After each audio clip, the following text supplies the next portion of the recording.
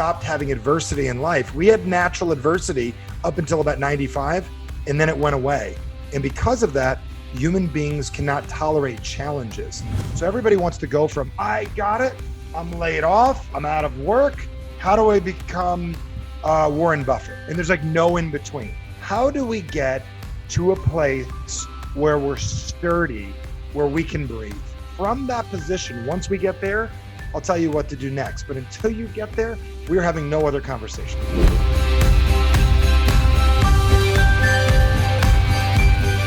You need to understand, what do you stand for? What are you good at? And in what niche do you want to be either one of the top people or own the niche if possible? So like when I say create media, I would start with blog posts. I would start with LinkedIn posts. I would start with Instagram videos. I don't care. Podcasts, you want to know the easiest way to become a thought leader, really own a tiny professional niche? Start the first podcast for that niche.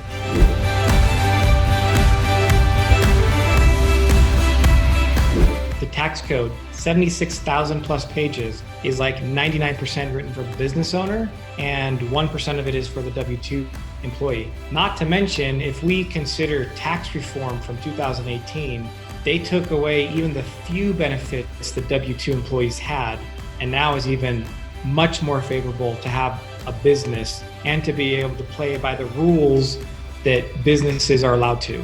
It's a game, and the government has created the rules for the game. How do we win at keeping more of our money in our pockets? That's what the tax code was written for.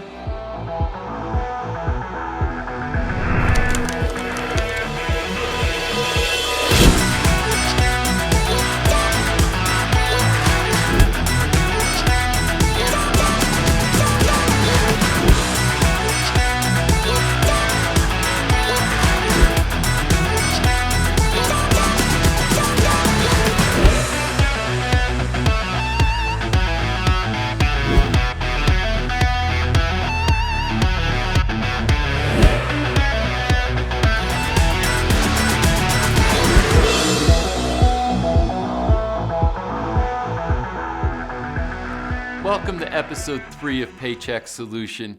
We are now building great momentum, and I think you can see by now also the quality of this information, how committed our experts are to sharing it, and they really did give freely. They were giving us their best ideas. I found them to be very actionable. Episode 3 now is going to pick up and keep the momentum going. I know that many of you were looking to try to watch this on demand. If you want to own this series, the information's here. You can just see what it takes to do that. But we are in the free viewing period, so you can continue to watch for free. If you want to own it, great. Of course, we'd love for you to invest in it. Also, though, I want to remind you to share it. There are other people that need this information that you might know, so please share it with them. They can jump in also. They can watch it for free. We want them to get some great ideas that they can take action on so that they can earn an income and move into their future in a better and actually more prosperous way. So let's jump into episode 3. Look forward to seeing you on the inside.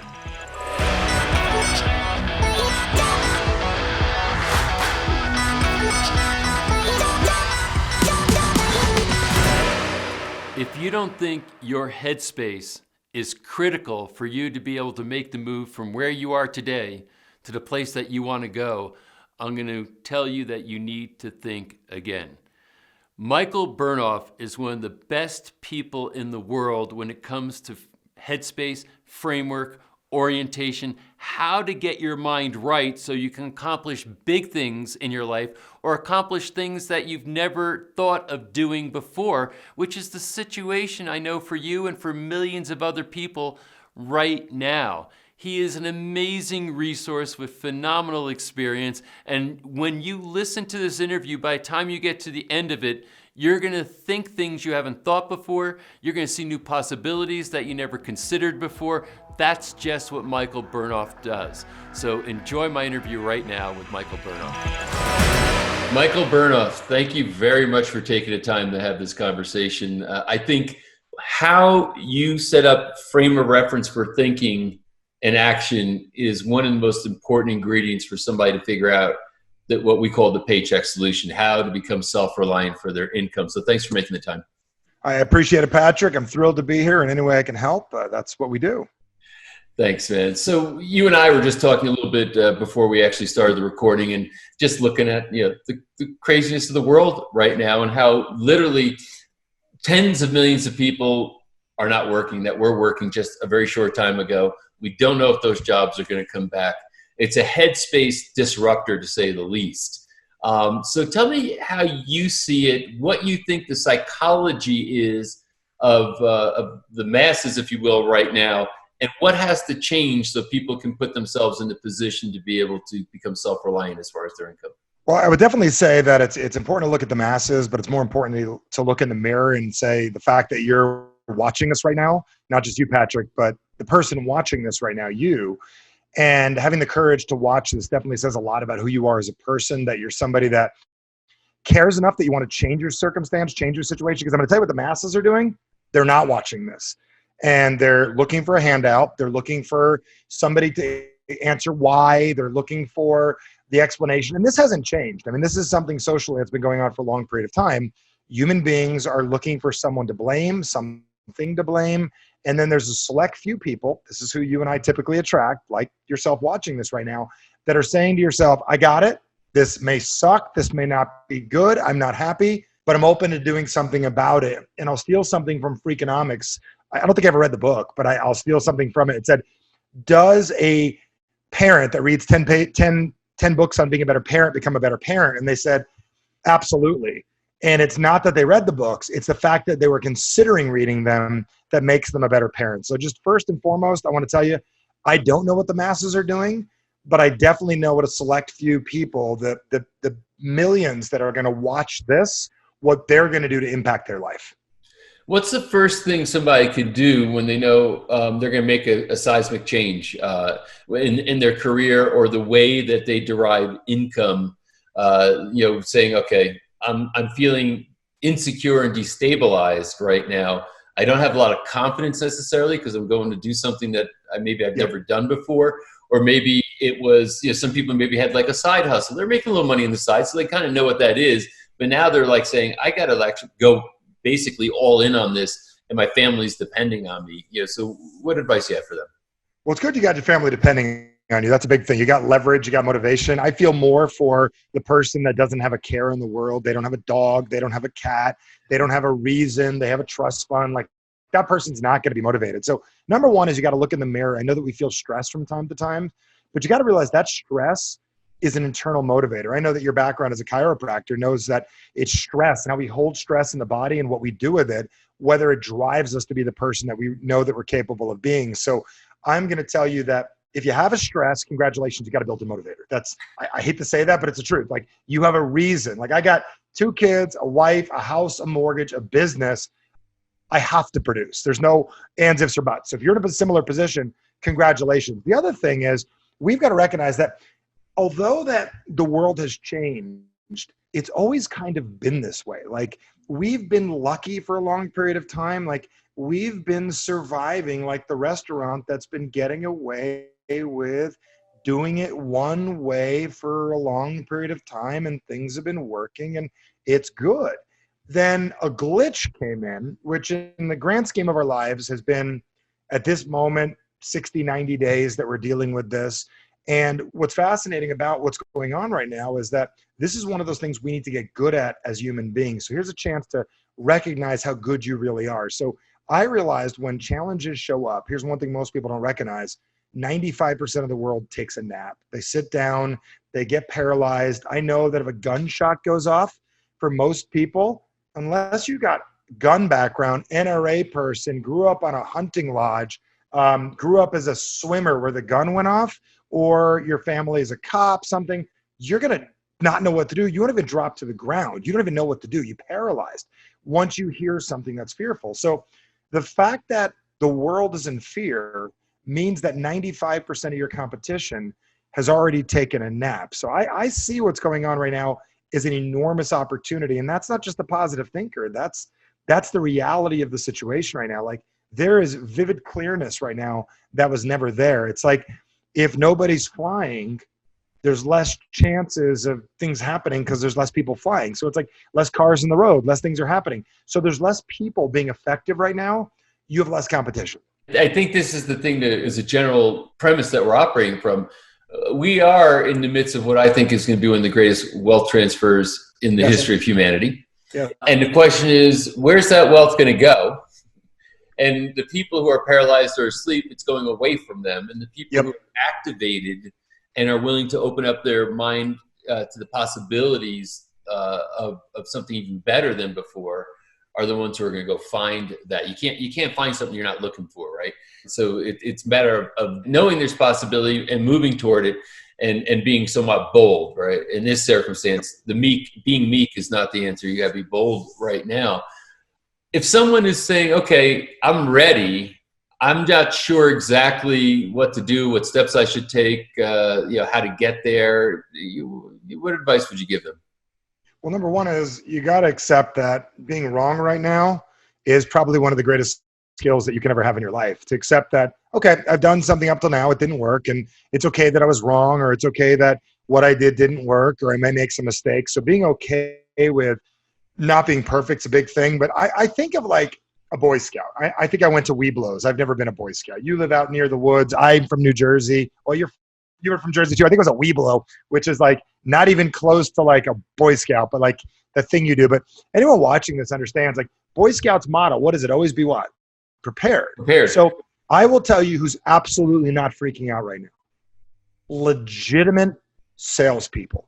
And I don't mean a guy or girl that can sell. I mean a legitimate person that understands human communication, that knows they can sell an idea. So if you were a plumber and you were in Vegas and you got laid off because Vegas, the new casino is getting built, you don't know what to do.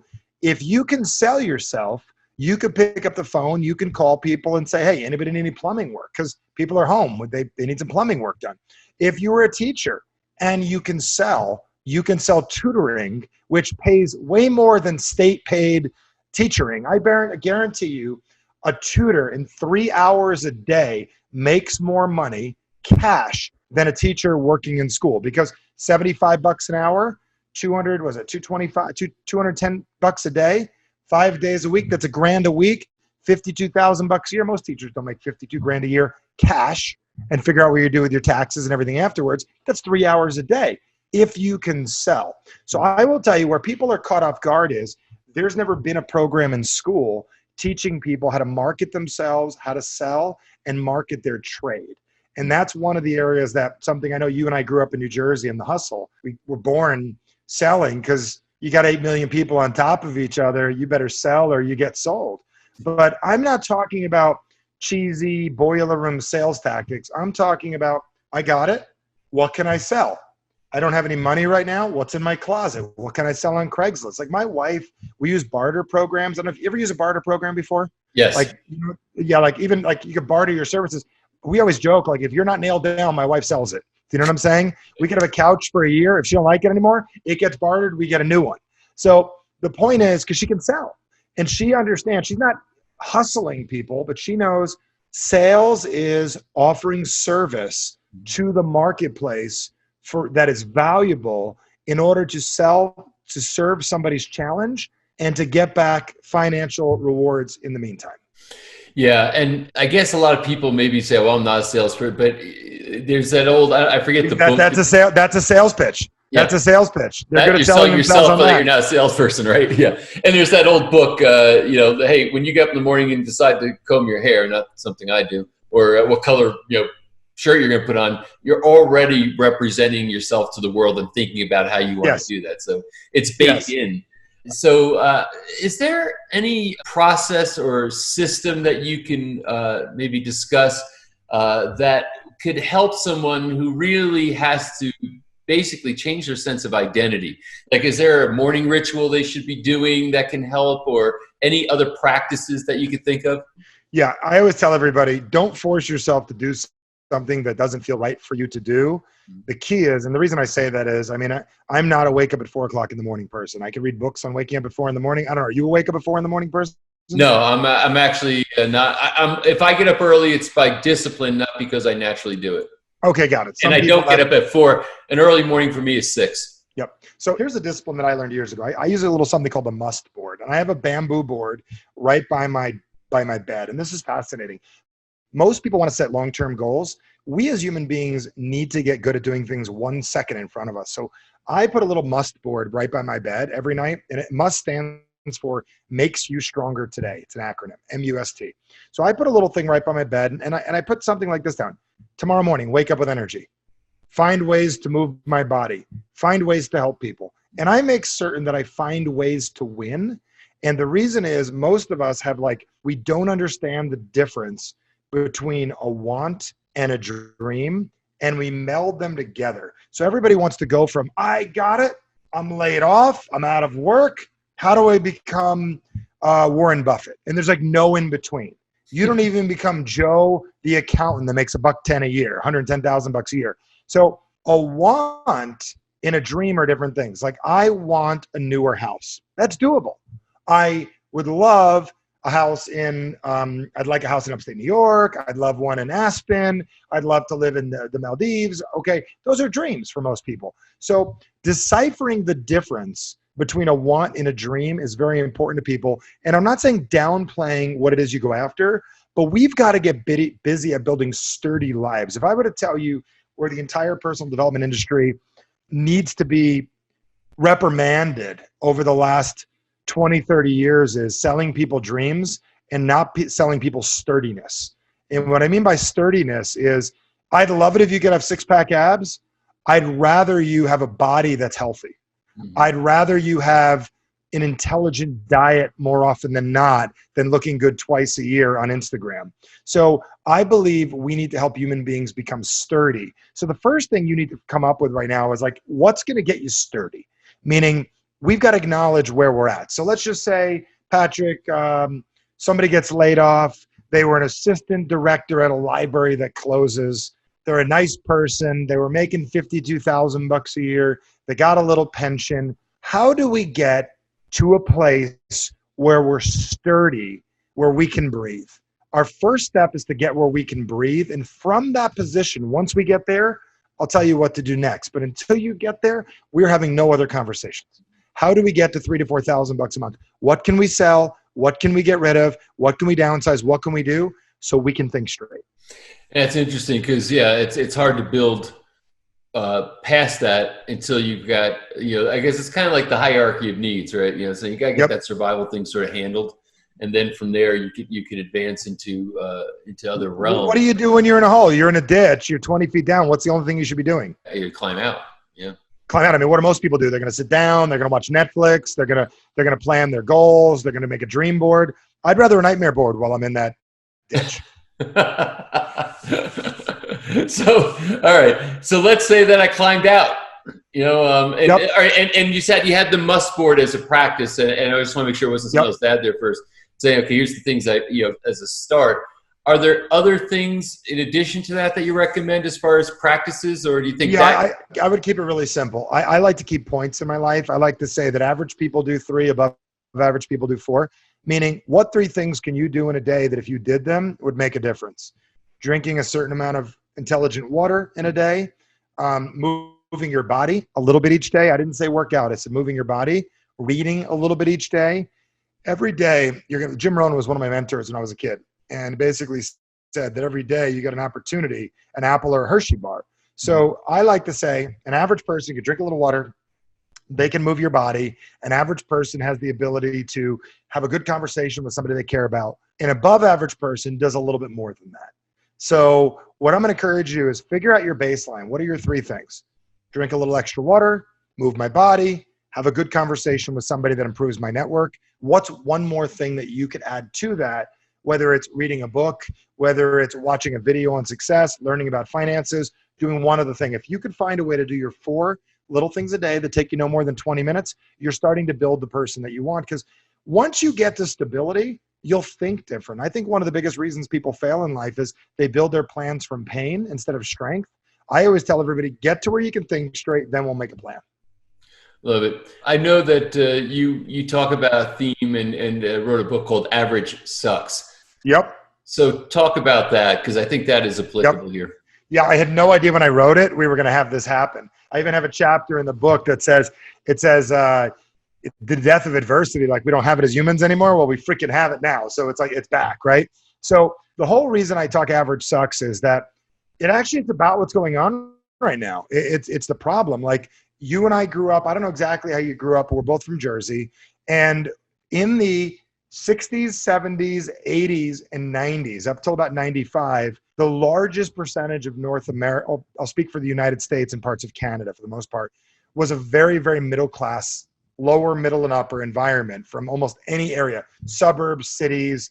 There was a 10 to 20% lower class, 5% upper class, but this big bulk of middle class, which were human beings that were pretty safe.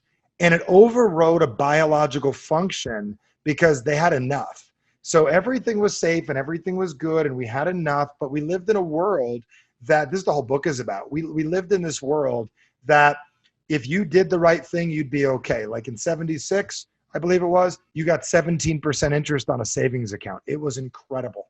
Okay. You could get a house for $80,000. You still had to walk places because you had to ride a bike. You had to walk. You had to wait. There was patience. And then in 95, what happened is technology got very advanced very quickly. It went bam, bam, bam, bam, bam. Not only did life get too easy, it got simple. Mm-hmm. And we stopped having adversity in life. We had natural adversity up until about 95, and then it went away. And because of that, human beings cannot tolerate challenges. Mm-hmm. So what average sucks is about is, it is about the average of who you are and how you being average holds you back. Now, I'm not saying anybody's average that's watching this. I'm just saying that you have a way that you live automatically that does what you do regularly. And that thing that you do is not what's going to get you what you want. Because let's get really real. What you want and what you do are near each other, but they never come together. They have nothing to do with each other. Men are from Mars, women are from Venus. And I'm going to tell you, what you want is from Pluto, right? Mm-hmm. And your actions are from Uranus. I'm just telling you, they don't go together. And they need to find a way to go together. And that is practicing working on what you want. I love this concept of not average, meaning average of, of the masses, but your own average, because I think that it's a frame of reference that it's almost like a blind spot, right? Because if I'm dislocated right now, but here's my average, I can't think from my average life as it's been for the past years in order to break out of this and do something that's new and better. So I have to get beyond that. And you've been talking about different actions you could take that sort of influence you to think beyond your average. Your game is the headspace game, which I think is the primary before other things can really happen. So maybe this is a bit of a leading or loaded question, but how much of the breakthrough, if you will, to now go from dependence on a single employer to my income to now independence to be in control of my own income, how much of that is headspace versus other things? It's only headspace. And because here's why it's headspace. When we don't have a reference for something, then we are scared of it typically. Like I know your days as a chiropractor, it was easier to get somebody in after an auto accident because the insurance company's paying for it. They're in so much pain they have to change, but because they don't have a reference for it or a negative reference from their mom, which heard about a person that went to a chiropractor at one point, right? So what happens is, as human beings, our identity is tied up in the way we used to be. So the hardest thing to do as a human being is to accept we're not where we want to be. It's also the greatest gateway to change. Mm-hmm. Like it's the most fascinating thing in the world is when you look in the mirror and you go, I am not where I want to be. Three things happen. Number one thing that happens is you say to yourself, wow, look at the opportunity out there. Bam, you got this big, like vast opportunity. Number two is massive insecurity because you're like, wait a second, I'm not as good as I thought I was. I was working with one contractor. I had one company, one account, because you could even be a business owner right now watching this. I had one account that's gone. It doesn't exist anymore. It's gone. I used to work with the DoubleTree in Salt Lake and they closed their doors and I was their carpet cleaner and it's gone. It's like my whole identity is gone. But then the steps reveal themselves once you do that. So I would say the number one step, if you're a professional athlete on line 2 and you want to be on line 1 of any sports team, you got to accept I'm not good enough to be on line 1 yet, but I'm totally capable. It's in that word yet that changes everything. I'm not where I want to be yet, which presupposes the possibility. So I would say everyone watching this is completely capable of having the majority of the things you want in this world. If you saw you as great as I see you, you'd already be doing it. You'd already be doing it. The problem is you see you as you were. So I'll tell you something interesting, Patrick, that I learned years ago, that when things like this happen, we think we need to start all over again. We forget what we've accumulated over the years. So I learned that I got a person, I was talking to this guy, Brad, recently. I said, Brad, he's interviewing me. He's like, Michael, what do people do when they need to start over again? I said, Brad, what does a 43-year-old guy with a great relationship that's accumulated millions of dollars that has helped lots of people all over the world, what does that person do? Like, what does the school teacher watching this that's had 30 years as a school teacher, had thousands of conferences with teachers, she sees herself as an undergrad or a high school teacher or he, instead of seeing themselves as what is we've accumulated. If you looked at your life and all that you've done and that person got started with your new plan, that person's a badass. No doubt. And I think that's a lot of places where people maybe have blind spots is saying that there's other forms of capital and just how much money you have in the bank or what your savings, that your relationship capital, and probably even most importantly, your intellectual capital, what you know. Yes. And so that's why you're never starting over. You can't. Starting over would mean then wipe away all the people that you met, all along the way, wherever the you'd have to cut out part of your brain. Yeah, and excise a part of your mind that learned a bunch of stuff. So I mean, even in the carpet cleaner analogy you gave, saying, wait a minute, but you understand how to service a client doing a certain thing that people have a need for. So expand your thinking. Then who do I know? So you have your intellectual capital, in that case, carpet cleaning, right? And it's your experience, it's what you understand carpets, you understand why it's important that carpets get clean. Yep. You can understand the hazards of not cleaning carpets, what kinds of, right now, if you think about this, I'm just riffing with you here, but if you think about the fact that, wait a minute, what's everybody concerned about? Pandemic, microbes, these unsanitary things that might come and get me. Well, isn't that what carpet cleaning is all about? And so now you say, I got a skill, and maybe I know some people who I can start to talk to them about why it's more important ever to get your carpet sterilized and clean. So and that's just one example, riffing just because we're having the conversation, but that's, I think, the creative side. The creativity. Yeah. We have to master that creativity because that's where all the answers are going to be. Yep. Getting creative is the only place where the answers are going to come. What do you think some big mistakes people might be making right now? I think they're thinking there's one way to do things. Two mistakes people are making. One is they're trying to get back to normal, which, watch Back to the Future enough times, you wind up back here again. It's just ridiculous. Don't do that. Number two is, it's what you just said. I sat on a training the other day, and I literally had people name industries, and I talked about reframing. The teacher does tutoring, okay? The carpet cleaner now gets COVID protocol. Does that make sense? And gets the highest level stuff. The auto repair guy knocks on doors. You know what's crazy right now? The dentist, if I was a dentist right now, I'd make $1 million in 6 weeks. You know how I would do it? What's everybody doing right now? We're doing a conversation, an interview, right? How many people are using interview technology right now every day? Well, I guess by necessity, a lot. Okay. So if I was a dentist, I'd be calling everyone on earth and selling teeth whitening, because most people are seeing themselves more often doing Zoom, doing FaceTimes, doing everything. And I literally would sell 50% off. I would buy every piece of dental whitening I could and say, hey, you done a Zoom recently? Would you like to look better, make more money, feel better? Buy it. So the dentist can't get you in the chair. They got $1 million a month business selling teeth whitening. I am just telling you right now, if I'm a chiropractor, I'm selling lacrosse balls, teaching people how to adjust themselves at home. I'm just saying we've got to get creative as people. So I think that's one of the biggest mistakes people are making. I think that they're they're limiting themselves to what they already know instead of moving 1 degree to the right. You got to remember, Amazon.com is Walmart done a little bit better. That's all it is. So given that, and now say, okay, everybody knows they have some skill, something to offer. And I guess, you're kind of saying the creative process is saying, how can I now, given the context of the circumstances, how can I show people that what I have to offer in the way of value creation is relevant to exactly what's going on right now and something that I think they should engage in? Okay, well, that's an interesting thing. So let's say you've never been an entrepreneur before, you've never done business before, never sailed before. That's a lot of people, and I got to applaud you for even considering thinking about it. It's a big step in the right direction. What I would typically write down is just, what are you good at? What do you know how to do? I played a game at an event once where there were 50 people in the room. You'll love this one.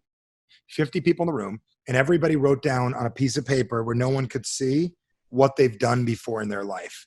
Walked 500 miles across Spain, jumped out of a plane, ran a marathon, started a company and sold it at 30, put out a fire, my house almost burned down, saved a child, delivered a baby. And they just crumpled it up, and I handed it to everyone else in the room.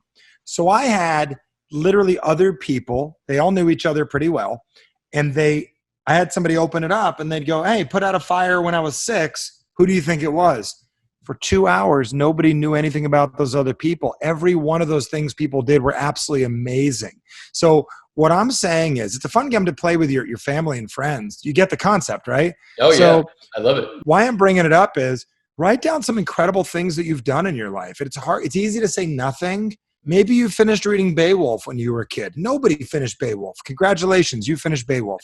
Maybe you've done video editing. Maybe you understand audio editing. Maybe you know how to change a tire on a car. Maybe you know how to paint. Whatever it is you know how to do, write it down. Maybe you're in the military. That's a great thing. I mean, that's a big thing. People don't think about it. Like, I'd rather hire a Marine recruiter as a sales guy over a sales guy, because that's the hardest sales pitch in the world, convincing a little boy to go off or girl to go off to war. So what I'm getting at is that would be the first things, is to acknowledge your greatness, sometimes in things you don't give yourself enough credit for. And then, to teach you a secret, it releases chemicals in the body to think about it again. Makes you feel good. Is it your premise that everybody has some genius? I never met one person in the world that doesn't do something extraordinarily well. My 8-year-old memorizes songs like I did when I was a kid. My others can draw like you wouldn't believe, just naturally. My wife can do everything perfect. So let's just leave that. Do you know what I'm saying? She really is incredible. I memorize things well. Yes, I have ADD like the whole world does at some level, but I do certain things well and certain things I don't do well. So I don't really work on what I'm not good at, but I focus on that. So I just think everybody has a gift, and think about what you were really doing for people prior to this. Now, if you weren't working at all, what were you doing? Maybe you're really good at caring. Maybe you're really good at sharing. Maybe you're good at detail. Maybe you were an assistant admin and now you're going to help train other admins for people. Maybe you hired for a company and you got laid off. I could use a person to call me and help me hire. I'm about to hire someone to help me hire because I'm not good at it. Maybe you've been hiring. So there's a person. Think of eBay. There's somebody that wants everything. I could sell a used water bottle online in eBay. Somebody might want to buy it. An old Pez dispenser. Somebody's going to buy it. Somebody wants everything. I think that's a really good point or metaphor, because if someone came to me pre-eBay and said, I've got this idea, people will take stuff that they just don't want anymore. It's kind of like stuff that you might even junk or throw away, or it's in a storage bin and they just want to empty the storage bin. And we're going to put it online and people are going to buy it. I never would have thought it would have worked. I would have said there's not a market out there for all these little knickknacks. And I mean, for some things, there's certain collectible stuff. I could see maybe a little bit of market of that, but the vastness of all of, like you said, things like Pez dispensers, and you're right, there is a market for just about everything. So if we do a little logic, we get philosophical and do some deduction, we'd say that everybody's got some genius. And I'd say that it's a premise I hold. I don't think there's such a thing as a human being that doesn't have a strength or a skill or an ability that stands out. They might not be working in it. They might think it's not marketable. They might think any number of things, but everybody's got some strength as a part of who they are. And simultaneously, there's an infinite market for things out there that we never could have considered existed. So am I being accurate in concluding, based on what you're saying, that that soar with your strengths on this one, like figure out what your strength is and start figuring out ways to put that into the world and turn it into income? I think if you accepted who you are for real and accept that you are valuable to this world, there are people that are interested in what you have to say and you can keep on getting better at it. Like, I'm going to mention a random thing right now, but I like basset hounds when I was a kid, right? I had a basset hound. There is a dog named Dean the Basset Hound that has like 1.1 million followers on Instagram, some ridiculous amount, because there are people that like to watch basset hounds. I'm not a follower of this, but I joke around with it. Every once in a while, we'll watch the videos. There's a person getting paid making videos of their dog. I'm just saying the creativity of that. Do you understand how crazy it is what I just said? Mm-hmm. So why I'm bringing that up is like, whatever you like and you're good at, there is somebody, Alan Watts said, whatever you get great at, somebody will pay you something to watch you do it or hear about you doing it. And everyone's got something that they could be good at. Yeah, agreed. So I guess now it's a matter of bold thinking and a little confidence. And you know, you said something that's very interesting in the beginning, saying, hey, it's the person that must act, that has the stress on them as compared to the person that, thinks maybe they should act, that actually is not a negative, that there's a demand on you to get this figured out, but it's actually a positive that gets you to somewhere. I'll tell you one interesting way to look at that is your unconscious mind, if you understand, I study this for 20 years, I've been studying this, knows you can succeed and wants you to succeed really, really, really well. And that stress is not a negative. It's a positive. It's reminding you are capable of changing, but it's going to be an increased amount of stress over time because it doesn't think you're listening. It's like my wife used to tease, like she'd point and I didn't know what she meant. There was a light bulb that needed to get changed and she'd point and point. Eventually it got to, how come you don't change the bulb? Not in a negative way, but it wasn't bad, but it's like, I didn't get the first hint. So your first hint is you're uncomfortable. The second hint is you get a little bit of a pain. You maybe get some blood pressure. Your shoulder starts to hurt. Before your shoulder hurts and you get really burned out, you should have got the message. Stress is telling you you can and should change, and I want to let this feeling go away. So whenever I get stressed, it's basically saying, Michael, it's time not to beat me. It's time to do something different. So do you have any actual use cases, somebody that you've mentored or that's done your programs that has gone from a dependency maybe as far as an employee type circumstance to getting creating their own income? One that you could share that you think would be valuable? Yeah, I got a great one. Darren, for an example. This is a great one. Darren worked for Motorola, single dad, great guy, making a 65 grand a year, semiconductor guy, good money, right? 08 and 09. I started realizing I was helping people with this. I've helped tens of thousands of people through this already. This is all I do. So 08, 09, he's like, I want to get a side hustle. I want to buy an XLR camera, whatever it's called. I want to get a camera and be a photographer. But he's got this safe job. Semiconductor industry, bam, hits 09. Guy with a camera that lost his job. Now he's got to figure something out. So what he did was he climbed over the wall, I call it, and he bought the camera, right? And by buying the camera, he made a commitment. Now he's a guy that owns a camera, and it's non-negotiable to have one. He made it non-negotiable. That's a big word. Then what he did is he started making some commitments to people. And that's a big thing, commitments to others, not just yourself. And he said, how about I shoot your kid's birthday party? I'll do it for free. So he shoots a birthday party. Now he's a guy forced to practice getting better. So he's forced to practice getting better. He's shooting some birthday parties. I think he did that prior to getting laid off. And then when he gets laid off, he's a guy with a camera with a little bit of skill that starts to do parties. For the last 10 years, he's been an exceptional photographer, an exceptional video editor. And he would say the biggest thing he did is he kept on climbing over the wall, doing what he does. He did the thing he normally does, went for the job, filled out the interviews, did all that stuff. But on the side worked on developing this skill. His 10,000 hours have already been done. He became an expert at what it is he's doing.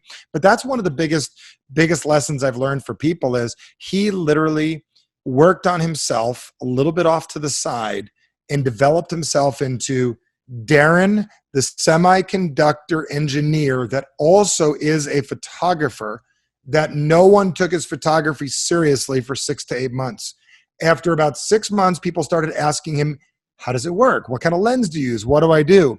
To a year later, it's all it takes is about a year, to Darren, the photographer that used to work at Motorola. We have to be willing to give ourselves time. Like I remember when I was a kid, I got into business for myself. My sister was like, oh, that'll never work, da, da, da, da, da. 6 months later, she's asking for business advice, okay? A year later, she sees me as her brother, the business owner.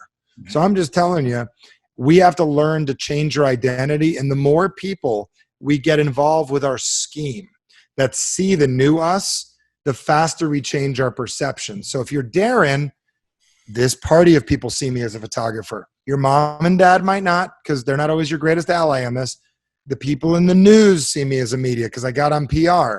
The clients I work with see me. So it's getting people to see the new identity, and enough of them see you correctly, you'll start to believe too. Love it. Well, I think that's a great place for us to close, Michael. Yes. The headspace here is so important.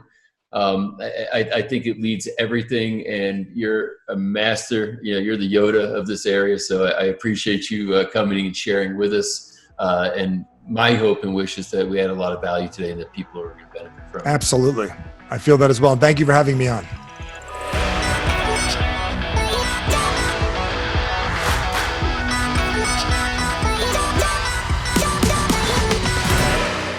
If you like no-nonsense straight talk, you're going to love this next interview with Tucker Max.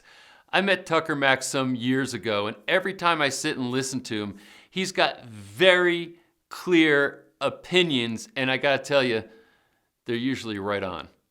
He's somebody that understands what it takes to create income for yourself, and he knows that it's not completely uncomplicated. He breaks it down into different categories. You'll find out what category you fit in as far as your frame of reference, what your thinking is, and what the best strategies might be for you to create your own income, to become self-reliant, to start making a living moving forward.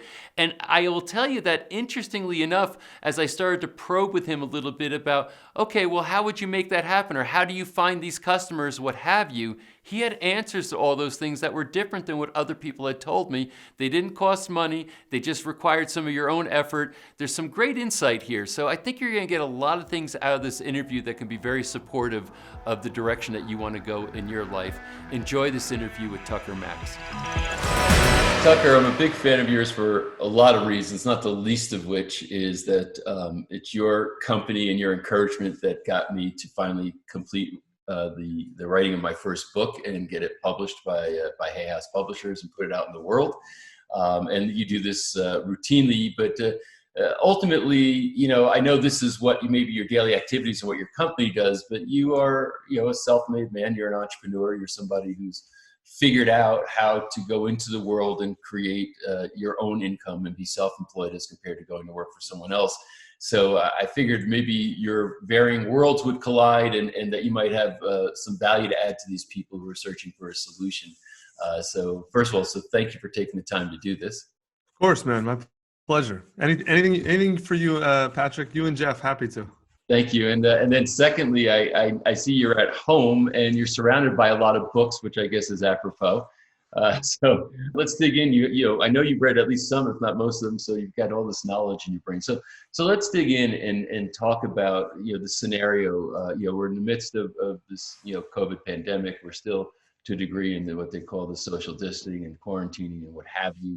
But let's talk about maybe your thoughts around what it takes to go from being person who works for somebody else or a company and saying, I need to take control of my life and create my own income. So what thoughts do you have around that? Yeah, so a lot. So just a little background. I've worked for basically, not counting like high school jobs at the mall and stuff, I've had 2 real jobs and I was fired from both. I was a lawyer. I made it 2.5 weeks and I got fired. Then I worked for my father. He owns a big restaurant company in South Florida that had, at the time, I forget how many restaurants, 5 or 6. My dad fired me from the family business. So since 2002, I've pretty much had to eat what I kill, right, so to speak. And so I've been, and early on, I was so bad at this, Patrick, that I'm not kidding. This is, like, I say this jokingly, but it is the God's honest truth. There was an extended period in my life where the only way I was eating protein was if I picked up a girl who had a job because I couldn't afford it, man. I'm telling you, there were some sketchy situations I got myself into because I'm like, this girl could afford a whole rack of ribs and she's going to bring it to my house. So I'm in. I don't care. No, seriously. And that was not even, I'm 44 now. That was 18, 19 years ago. So it wasn't that long, right? I can still remember eating ramen and being like, man, when's the last time I had steak? So I've been there. And now, obviously, like I'm not at your level living in the mountains of Utah yet. I'm still in Texas, but I'm doing all right. And so what I want to do is I want to walk through, there's a couple different stages, right? And I've been ringing this bell for people for a long time, me and a lot of other people. I'm not the only one, obviously, but I've been ringing the bell a long time that we are moving to an economy and a world where essentially everyone is going to work for themselves to some degree or another, right? And I don't mean, when I say work for yourself, I don't mean like you or I and have their own businesses necessarily, right? Although a lot of people will be entrepreneurs, and that ball's already rolling. But we're going back in a certain way because people don't really, no one in America, one of the benefits of this library is I remember history, not because I lived it, but because I can read other people's memories, right? And so like, us and our grandparents, basically, not our great-grandparents, but us and our grandparents grew up in a world, the post-World War world. So pretty much after World War I, it really started, and then after World War II, it was all in, right? A world of massive organizations, whether it's governmental bureaucracies or corporations, and a world of unified, unitary media, a world of sameness. Right? Whether it's a media sameness, corporate sameness, like everything that people rebelled against in the 60s and all that, that was the world we grew up in. And so we've forgotten that our great-grandparents grew up in a world that had none of that. That everyone, just think about when the Spanish flu came through in 1918. A deadly pandemic, like it killed young people, unlike COVID, right? It killed a lot of young people. Part of the reason was because, I don't know if you know this, at the time aspirin was new, and this is a true fucking story. You can look this up. This is crazy. Aspirin was new, and doctors were basically thinking it was like a miracle cure, and so they were recommending like crazy amounts of aspirin as a cure for Spanish flu. And of course, we know now that kills you. So it may have been that a lot of the reason that young people died, a lot of young people, is because they were taking aspirin. Well, like seriously. Incidentally, I have the same concern here with how fast they're trying to get a drug or a vaccine. I'm with you. That's a whole different conversation. Yeah. But nonetheless, let's hope we don't repeat our past mistakes. Of course. But the reason I bring this up is because Spanish flu, although it had killed a lot of people, did not have a huge impact on the world economy. Not the way, obviously, that coronavirus had, even though the world did have something akin to a quarantine lockdown sort of phase. Nothing like we have now because the world wasn't as connected. But there were, whole cities. St. Louis shut down. There are entire cities that put up the fucking gates, right? Mm-hmm. So how did they not collapse? Because everybody had chickens in their backyard. Everyone had a pig. Everyone had access. And if they didn't, then you bought your milk from your neighbor. You bought your meat from the guy 2 doors down. You got your shoes from the guy 3 blocks over. Everything was local, right? And so communities, although they weren't as efficient as they are now, they were far more resilient, right? And so I think that is actually where we're going. Back to, it won't be exactly like that because things won't be dirty and awful and whatever, but like it'll be something very similar. And that's when I say everyone's going to work for themselves. I think I've been telling people this for years. I honestly did not predict that a global pandemic would create this. I thought it was going to be sovereign wealth defaults, but the pandemic may end up creating the sovereign wealth defaults. But the point is, the system, whether you're talking about corporations, governmental bureaucracies, or anything like that, got too big, and they became parasites. And it was just the quarantines that are breaking them. That's it, right? And so now everyone's realizing after 2 months at home, oh, most of what I had in my life was bullshit. People haven't really figured out yet that global supply chains are broken. They're like, I have a good friend who's big in commercial fishing, and he told me the other day, he's like, dude, 95% of the boats are done, and they're not coming back. Like, he's like, I don't know how many are going to come back. 95% of the operations are done. He said, if we're lucky, a third come back. Wow. If we're lucky, because like the supply chains for seafood, the global supply chains for seafood are very, very complicated, right? Because to get it frozen or to get it shipped places fresh is just a lot of moving parts. And he's like, dude, I'm just telling you, go buy whatever you want now, because you're not getting baby octopus from China anymore or whatever, right? It's like, it's not happening. Like, so go buy what it is. He's like, and short sushi restaurants. Like, if you own a sushi restaurant, sell that motherfucker right now. And that's just one of dozens, hundreds of supply chains that are going to be breaking. Now, that's short term, right? Short term, there's going to be a lot of these problems. Long term, what I'm really bullish on is the ingenuity of humans, especially Americans, right? Because as screwed up as our governments are and are being in a lot of ways about this, I think that the cat's out of the bag, right? For Americans, we have too much wealth and too many guns, and we've been free for too long. Eventually, the pendulum's going to swing back, and so we're going to have to not just reshore manufacturing. That's like obvious and easy, but there are 100 things in your house right now that in a year, in 1 month to 1 year, are either going to be 4 times as expensive or aren't going to be available, and then we're going to have to find alternates, right? So who makes those alternates, and where do they come from? There's a massive opportunity right now for just about anyone to do just about anything that is being done, let's just say outside of North America, right? If it's Canada, Mexico, it'll probably be okay. South America, maybe. But if you're across one of the other 2 oceans, if what's made is across one of those 2 oceans, you have an opportunity to build the replacement for it domestically now. I'll give you an example sitting on my table. This is San Pellegrino. It's preposterous that sparkling water would need to come from Italy to America. I drink it because, get this, it's actually the cheapest sparkling water at Costco. I'm not kidding. It's about the same price as what's that awful Mexican stuff? I hate it. That all the hipsters drink. Oh God, it doesn't matter. But also there's Arkansas. There's sparkling water in Arkansas, right? And it costs like $2 more a bottle. It's crazy. I forget what it's called, Mountain Spring or something. And this is the price of this is going to go way up, right? You want to, if there's a company in Austin called, I think, Rambler, that started about a year ago. They're about 90% behind on filling demand right now. Wow. And that's all. That's just one example, right? And that's just in a product. So I'm only talking about that.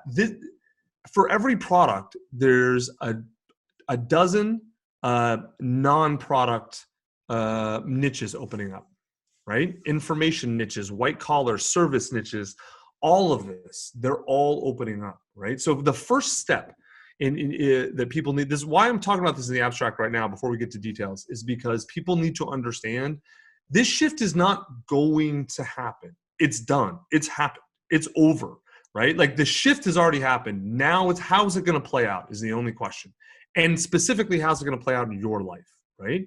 And so you need to ask yourself, okay, what am I going to do? Okay, that's the mindset shift. Is that we're never going back to the way it was before. There will be a normal. It will be a new normal that looks nothing like the old normal, because we haven't even started to see the things play out. Just for example, in the fall, when school starts, man, I'm telling you, there's going to be a cascade of dominoes that I don't even want to say anything because whatever I say is either going to sound preposterous or it's going to be totally wrong, right? But the point is we can't predict it. So right now, what I would do is I would do one of two things. So once you got the mindset shift, you're like, okay, the world's changed. There's massive opportunity everywhere. What do I personally do? Okay. First thing I would do, if you are a high-skilled professional, like let's say someone like you and me, right? So let's say you're making, I'll just make up a number, $250 a year and above, right? Or you were, and you have very distinct skills. Then you need to ask yourself, are my skills going to be valuable in a world where, in the world coming, right? And maybe they are, maybe they aren't. If they're not, then you need to find ancillary related skills and add them on. If they are going to be valuable, then you need to really start building your media right now, right? Which basically a good way to think of it is your brand, right? But not a personal brand, like a celebrity. Like don't be Gary Vaynerchuk or Kim Kardashian. I'm talking about a professional brand, right? I mean, like it's kind of funny. You got the book behind you. Your stand is your brand. Yeah. But if you're a high-level professional, you need to understand what do you stand for? What are you good at? And in what niche do you want to be either one of the top people or own the niche if possible, right? So like, for example, if I was let's just say I'm a generic corporate leadership consultant, right? So there's a million of those. We've done God knows how many books with those. And a lot of them are good. Some are mediocre. But that's the worst thing you can be is corporate leadership consultant number 78. No one cares, man, right? But what I would do is I would go look at a field that is either doesn't have a leadership thought leader in the field or a field that's clearly coming back to America. Medical manufacturing, right? It's coming back. But like any number of fields that either don't have leadership experts or are coming back and say, okay, I am going to be the corporate leadership guy or girl for that field, right? So like, let's just take medical manufacturing and then you should be even more niche. Let's say generic drug medical manufacturing, domestic generic drug medical manufacturing. Okay, I am going to be the guy for that field, for whatever your skill is. And so start like, first thing I would do my assumption is you have a client in that field already. If you don't, go get a client in the field, right? But usually if you're a consultant, you probably have one or two fields where you're already, I got 3 clients in this field. I would go if you like the field and it's profitable, go all in on that field. So let's just say I'm already a leadership consultant. I've got 10 medical companies who are already clients. One of them's a manufacturer. And even though part of it's overseas, it's like, fuck, man, this is a white space. All right. Again, this is just an example, everyone. Please don't like rush to do this. I'm just using this example. So I'm going to double down on that. So I'm going to start writing case studies about this. I'm going to just go all in on medical manufacturing leadership. What is different from medical manufacturing companies? How do I take all of the generic corporate leadership stuff that's out there and make it specific to them so that they understand it, they get it's for them, and they can apply it and see results in their business? What happens then really quickly, 6 months to a year, with any effort at all, you become the person there. And so everyone now in that field who needs that is, their option. They can always look at a generic corporate consultant and they'll look at some of the big names maybe, but how are those people going to compete with you when you are already representing or working with 6 of the top 20 people in that field, and and you can go in and talk to them about all of their problems in detail with specific industry knowledge. You're crushing everyone for every job, right? So like when I say create media, you can write a book. A book's a great thing. I would start even smaller. I would start with blog posts. I would start with LinkedIn posts. I would start with Instagram videos. I don't care. Podcasts. You want to the easiest way to become a thought leader, really own a tiny professional niche. Start the first podcast for that niche, and then so for example, North American medical manufacturing. Right now, there's probably 20 companies that are doing it. There'll be 200 in 2 years, right? Or more. Okay. So you start the podcast and then you go out to the CEOs of the only 20 companies that are making medical stuff in America. And you get them, they will all come on your podcast because your podcast is about your field. And now all of a sudden, you know the 20 top players in your field in 3 months. And they all love you, and they'll probably come back on again. Then you go get other experts to come in, and then now you are the center of the conversation in your industry in 3 months. In the background, you're still writing blog posts. Then every podcast you write a blog post about, you put on LinkedIn. Then you turn all those into a book. In a year, you have a multi-million-dollar 1 or 2 or 3 person consultancy. Done. Easy. That makes sense, Patrick? Yeah. Let's take questions about that before I talk about that. I want to go after this. I want to talk about someone who's lower skilled, more starting off in their career, who's not 250, who's maybe 50 grand a year type. But let's take questions for the 250 first. 250. So, I think it's clear. I think the generic implication of what you're talking about is to break the paralysis. In other words, basically, I'm this executive that with this expertise. Oh my God, what do I do? And I think people don't recognize that they actually can start to, and I think it's brilliant the way that you set this up, saying, I can write about what I know. I can, if creating a podcast and inviting. Before you get there, I can talk about what I know. Yeah. Before you even write about it. Yeah. Well, and that's what I'm saying, not a book, but on a blog or, on a post in social media. And then, podcasting, because it's interesting, my own book tour, it's kind of been interesting when I'm getting on these podcasts, people want to interview me. And then it's like, oh, they've made a connection with me. Next thing I know, they want to have a different conversation. But the connection was, hey, that we had a mutual interest. They wanted to talk about what I wanted to talk about and put it out into the world. So sure, I'll support that. So I think that those are ways that are low to the ground, but very, very effective, and almost have minimal, or let's say not no investment, minimal investment to act upon it. And I believe that this is, maybe, and you're about to get into saying, okay, maybe you weren't that high level, but I think there's some applicability here for people maybe who weren't, that high in the food chain as far as their income and their work activity. There is, but it's a different mindset. It's a whole different set of things, because if you're 250 and above, and again, I'm just picking that kind of arbitrarily, because in some industries it's 100, other industries it's 500. We're kind of the gap is where you realize that you're more valuable than your salary at the company, that you're an independent professional, whether you know it or not, right? That level, that number changes depending on your industry, right? But anyway, so because there's a couple very important mindset shifts that are different. At 250 and above, part of the problem is you're so fat and happy, you're not hungry anymore a lot of times. And now you realize, God, I have to be hungry. It's been so long since I've had to be hungry. I'm scared of it, right?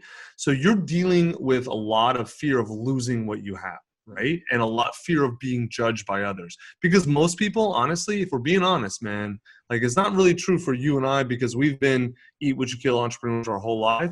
But a lot of people listening have been in fat and happy, cushy corporate jobs. And they almost don't even remember what it means to hustle and what it means to operate outside of a bureaucracy and what it means to actually, most people who work in corporations, their job is managing the opinions of others and the politics of the organization, not actually doing work, right? And so it's a big mindset shift for a lot of them to go from that to doing work. Does that make sense? Yes. And so that's a big thing. Whereas if you're in the 50 grand range, or let's just say under 100, it's a different, we'll talk about those mindsets in a minute. But over 250, a lot of it is getting over fear of loss and fear of loss of prestige, fear of losing face, fear of saying the wrong things to be kicked out of your social circles. Because to actually excel if you're going to do your own thing, you've got to say things that other people don't agree with, or no one cares, right? And so we see that a lot with our clients. That's a lot of what we have to manage with our clients, is getting them through those fears. And once they get through those fears, I guess everything is beyond. So now what's the mindset of the person that's, let's say, under 100? All right. So for the person who's making less than 100 grand a year, there's kind of two. The big thing you have to start with is understanding, and actually this goes for anyone. This is another big mindset shift, but I see it. It's harder for people who are making less a lot of times to make this shift. Your life is now up to you. And I mean in all ways. You've got to let go of the idea that anyone's going to take care of you, whether it's the government or a company or your mommy and daddy or your community, right? And that you've got to understand that it used to be possible, very possible, to be essentially a free rider. And I think that those days are coming to an end. And if you want to actually succeed, if you're watching a documentary like this, I don't think you're a free rider. You're the type who wants to succeed. Then you need to really get it in your head that there's not one solution, probably.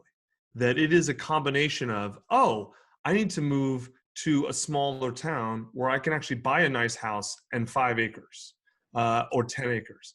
And then on that 10 acres, I can have 20 chickens and 2 cows and like a goat or whatever, right? I can produce and I can grow a farm. And this doesn't make all my food, but if it makes a third of my food, I've now saved, $8 grand a year, right? And I'm eating better. I'm healthier and I'm spending less money, right? Okay, so that's number one. Number two, because you're living far out, way lower cost of living for a lot of things. Some other things are higher, but on net, it's going to be lower cost of living.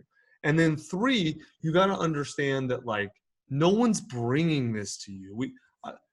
Part of the late 20th century, the period that we all grew up in, was essentially an infantilization of adults. And those days are over. And the sooner you realize that, the better, right? The sooner you realize that no one's coming to save you, that the adults that you thought were adults weren't actually in charge, and they were making it up, and the house of cards they built has come down, right? And now you've got to pick up the mess, and you don't have to save the world, no, but if you want the life you want, you're going to have to make it, and it's going to have to be intentional.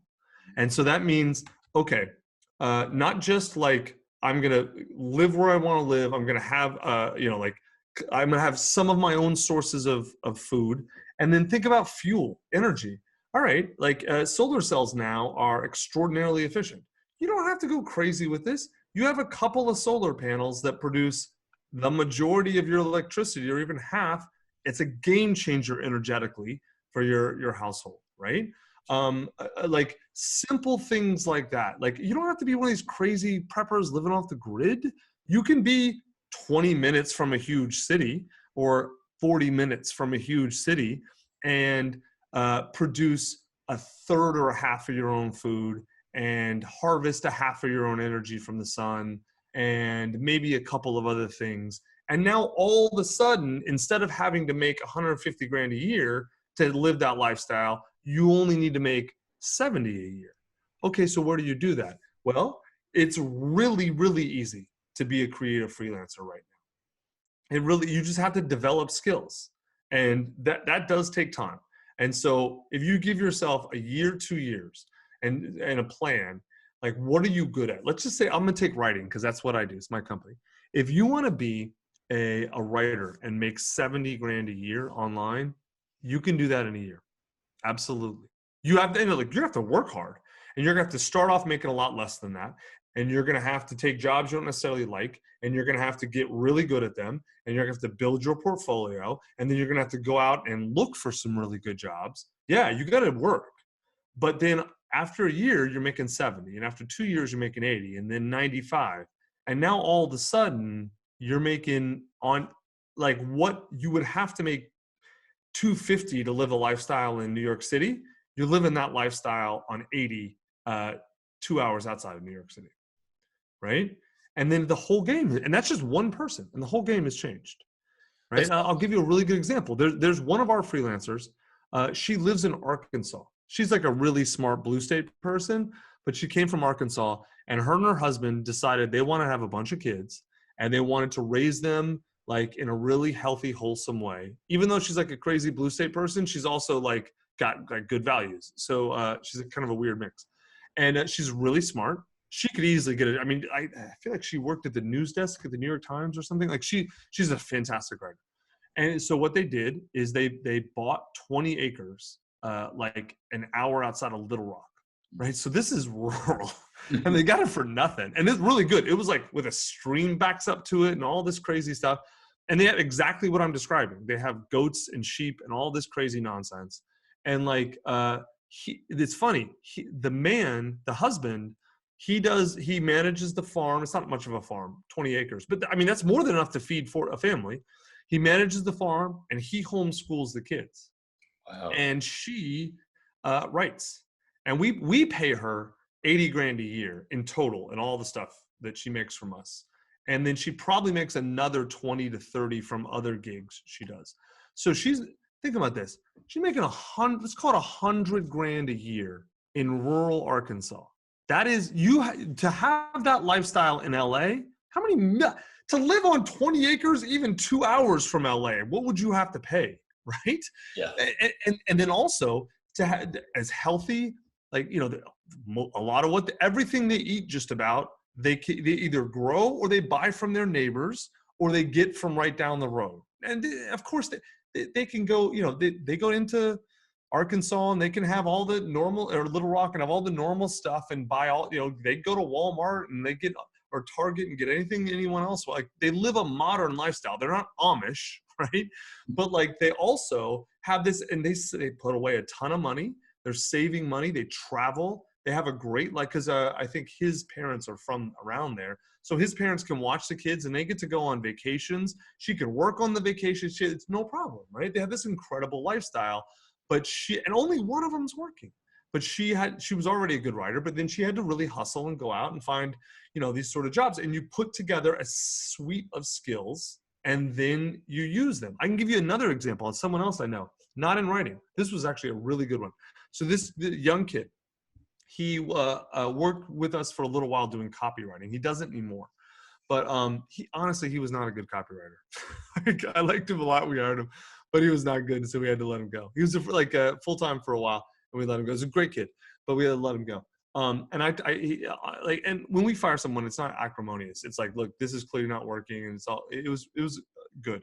But he asked me for advice, and I said, look, man, here's what I would do. I would pick a field, and I would go be the copywriter for that field. And he's like, well, how do I do that? I'm like, pick any field you like, right? I don't care what it is. And for some stupid reason, this dude's into bowling. I don't know, whatever. So he's into bowling, and he's like, I love bowling. And I'm like, okay, well, no wonder you didn't work out here full time, but good for you. I'm not going to judge your life. But no, listen to this though. This is nuts, man. So I'm like, I'll bet any amount of money that bowling companies online have terrible copy, terrible. And I'll bet you there's a couple of upstarts who are trying to disrupt the industry, and their copy is a little bit better, but it's terrible. And I'll bet you if you went to the upstart and you took their page, got on their email list, if they have an email list, went through their sequence, rewrote all their emails, rewrote their page, sent it to them, and said, "Hey guys, you need new copy. This is what I did in a day. If you hire me, I'll spend a week on it. It'll be 10 times better. I'll bet you they hire you. Or if they don't, their competitors will." And he's like, "That's a great idea." And so he took that idea. He did a bunch of other stuff with it too. He really kind of went like nuts with it. Not only did they hire them, but like it was like a bowling ball company or something. They hired him, but then he took that, like they were his like cornerstone case study, and he went to 10 other bowling companies, and he's like, "Look what I did for them. I can do that for you." And now he is the copyright go-to. He's making as much in his niche as a lot of the big copywriters are making that are, saying, "Oh, I serve 20 different niches," right? He's making well into the 6 figures. And honestly, I'm not going to say his name. The kid's not super bright. Like, not a super good writer. Like he found a niche that did not have a lot of competition, and he owned it. And like he went from, I think we were paying him 35 or 40.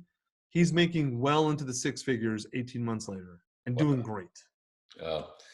So, and I think the themes here, I think the first theme is you have to completely burn down your old notion of what life is going to be. In other words, you grew up, you got maybe you went to school, you got a job, you're out there, you're working, and then this thing hits, everything is disrupted. And there's too many people, I think, right now who are sitting around thinking to themselves, I just have to ride it out till things get back to normal. And that's never happening. We interviewed you set yourself up for misery. You're attached. I mean, this is like a let go. You got to just let go of whatever the plans and thinking. That's all got to let go. I literally can't remember before March. Yeah. Like I can, but I like whatever I thought before March doesn't matter anymore. It's not reality. That's right. And a lot of times, I think what's going on now is that people are thinking in terms of constricting. It's because that's what when economy tanks and things are going bad, a lot of people constrict. Come in. How do I hold on to what I have? Fear. No. And I think now is the time that people do really well. They decide it's time to expand, and that might mean I envisioned just to follow your examples. I envisioned that I'm in New York. I'm going to live in New York. I'm going to work this job. We have a certain amount of savings. Whatever the dream or the plan was. And now it's like you got to just pull out a clean sheet of paper and say, "New world, new plan." And now, what's that plan going to be? And I think it's applicable whether you're a high level executive or you were making $30,000, $25,000 a year, whatever it is. So I think that's really sage advice, because some people say, well, no, tell me what to do. And, this is really the theme of my book. And that's what I'm talking about so much now. You're asking the wrong question. Should you do this? The question is, who do you need to be right now? And a clue is you can't be that person you were prior to March. You have to be somebody new now.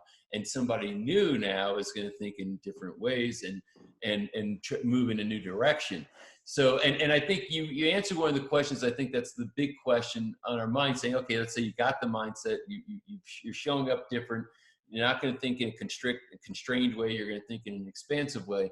Now the question is, okay, so how do I even get started? And I think it is, you say, okay, what is my skill? This guy, copywriter. And what I love about this, it wasn't like he's the world's greatest copywriter. As a matter of fact, he's a copywriter who got fired from his job. But what did he say? Okay, I still have some skill here. It's what I know. And let me find an underserved place.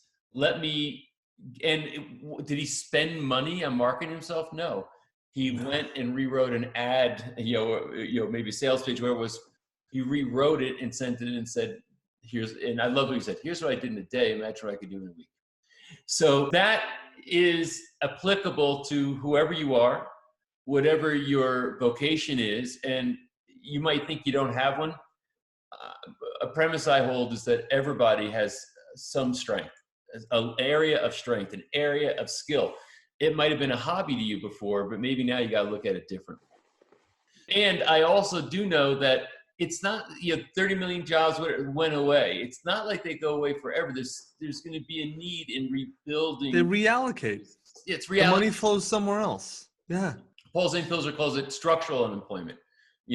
Business goes out of business, or technology comes and disrupts and removes a lot of jobs. It's a structural unemployment, but now in a new world and in a new economy, there's great demand and need. You just have to get a little bit smart about having to go find that.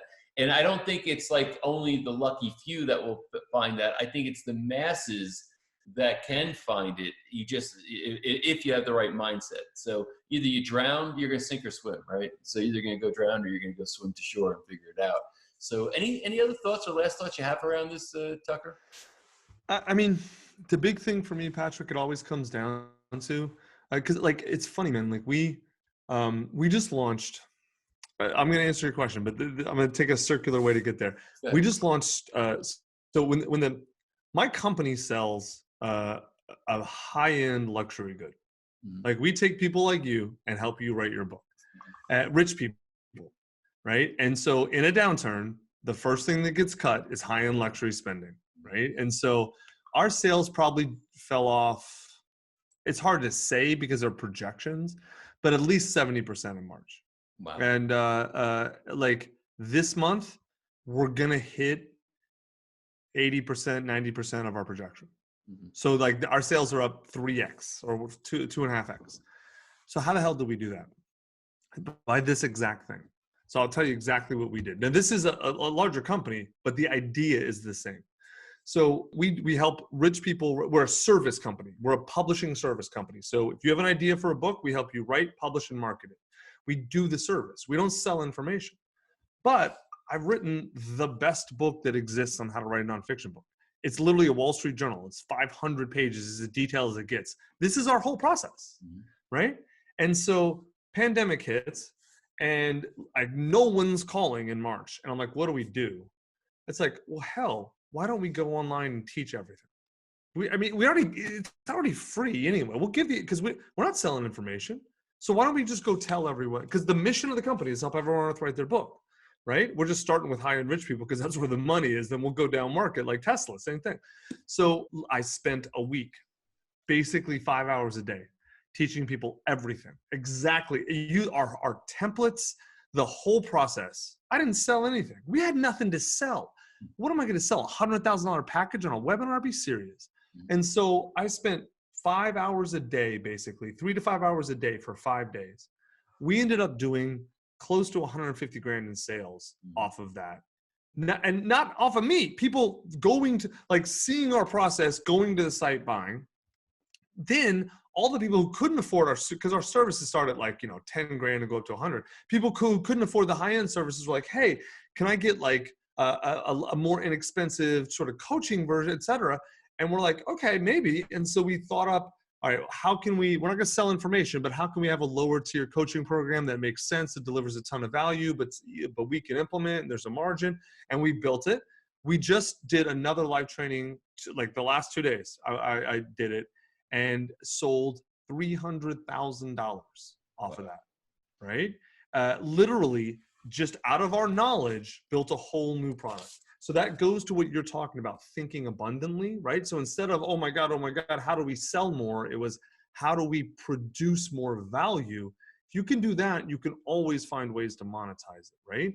But the key to what you said is, you have got to understand that you are responsible for your life, and that you have your only job is to create your own reality. And if you see yourself as subservient to and responsive to the forces of the world, and that you are a victim of the world, you're not going to get this. But if you say, you know what? I can't change the world, but I can change myself, and I can take action, and I can create a new reality just for myself and my family, which you can, then you'll make it happen. And it all begins there. You must have that mindset shift. And then honestly, the rest is pretty easy. It's work, but it's simple, I should say. It's pretty simple to understand. And I think, and thank you for sharing the personal example, because I think that's what people have to understand. And it's not just a matter of saying, how can I replace my paycheck? Maybe you can start to think, how can I actually start making more money than I used to? Maybe there's more. How can I have a new life? How can I have the life I wanted? I literally, my son just graduating college, double major in finance and economics. Was getting ready to go out. He had interviews set up, everything crazy. As a matter of fact, they canceled his graduation. Finished his college, from home basically. He's right now. He's not. He's in South Carolina, not by me. But so he's finishing everything online, and I think he's a little shell shocked, saying, oh my God, like the first reaction in the mind is how hard, oh my God, what bad luck I have, right? I'm just getting ready, and this whole happens.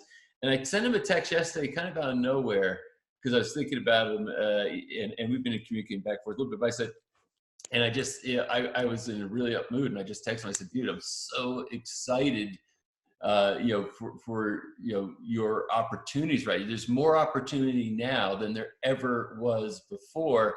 You're going to crush it. And he texted me back like, you think so? Why do you think that? And I said, because everybody right now is constricting, and all you have to do is get ambitious and expand, and you're going to find it's going to be much better than it was going to be before. I couldn't be more excited for you. And it literally shifted. You just have to see it that way. That's it. You just have to, and then take action. That's it. All the greatest wealth in the world is always made out of these circumstances. The most millionaires, the most billionaires, it's the people who are bold in these circumstances that end up very wealthy, and the people who shrink that end up, and that's the wealth transfer. The wealth transfer goes to people who act boldly. And I'm not saying, okay, because people say, well, if you're Warren Buffett and you got a lot of liquidity, you go buy, take advantage of everything. I'm not talking about that. I'm saying you could be making $25,000 a year, $50,000 a year, and you can now get bold. And now in the next, within the next 2 years, you might be making $100,000 a year. That's possible. It can even be probable, but you have to take action and have the right mindset. So I think you nailed it, Tucker. I really appreciate you sharing, the way that you're seeing things right now, and then giving also some of these, use cases of people who actually made these types of moves before. And my takeaway is that it's possible and it's time to take action. Couldn't agree more. Terrific, man. Well, listen, thank you very much, Tucker, for taking the time to share with us today, and for you tuning in. It was a real pleasure. I hope we added a lot of value with this conversation to your life.